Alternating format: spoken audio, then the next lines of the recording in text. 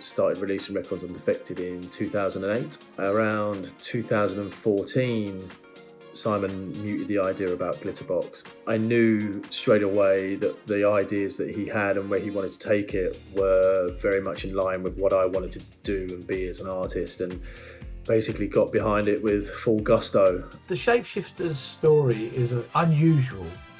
Lola's Theme was a #1 record in the UK and a globally massive dance record. And that actually can be a curse. That created challenges, because what they signed to a major label, you have huge success and the pressure is on to follow up. There was that period which I spoke about between around 2008 up to 2014 where things got very techy and electronic, and the outlets weren't there for someone like me who does love to use live musicians. To make those kind of records you need the support. His confidence really started to grow in terms of going in the studio when he made Try My Love.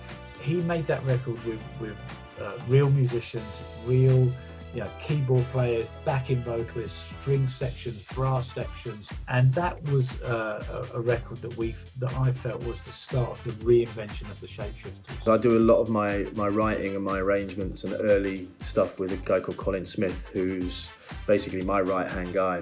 So we start with a groove and get it to like a demo stage as a vibe. Then we kind of start taking that to the next stage, which is thinking about putting a top line on it. And it can be with one of the featured vocalists or with the writers that I work with. It just starts to kind of become something. He then made Life at the Dance Floor. Again, same process. He's found someone that arranges music for him in a really good way. He found some songwriters in New York that could craft a great song, and then he musically directs it. Along that whole process, me and Simon work quite closely together. It's very important to me. He's like my third member. So it's a trust thing. It's very, very difficult in this day and age to find an A&R guy that you have that symbiosis with. And I think that's why the records sound the way they do.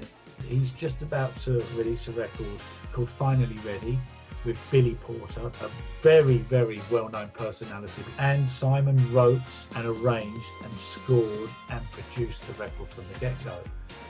That's a massive process to go through, and that's a massive learning curve and journey. It reflects a craft of making records that doesn't happen very often these days.